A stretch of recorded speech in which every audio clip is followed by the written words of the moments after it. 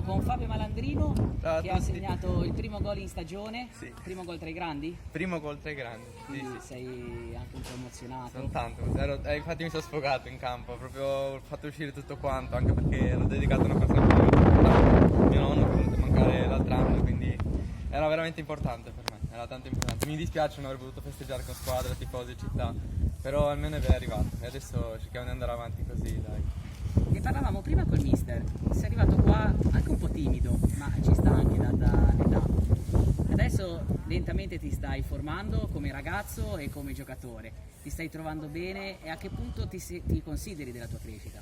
E io spero di essere all'inizio, nel senso che io punto tanto anche su questa esperienza, ho puntato tanto e spero di poter fare qualcosa. Io sono contentissimo per quello che mi sta dando la squadra, per quello che mi sta dando la città, per il supporto che mi stanno dando anche i miei coinquilini, tutti quanti, e sono veramente contento e mi ritengo molto fortunato per l'ambiente in cui mi sono ritrovato per la mia prima esperienza tra i grandi, per l'appunto. Ecco, all'andata c'era stato un episodio, sorridiamo perché arrivarono i 3 punti ma ci fu un'espulsione.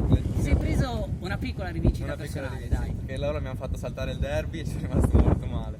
E allora adesso purtroppo non abbiamo festeggiato la vittoria, però almeno mi sono vendicato personalmente, dai.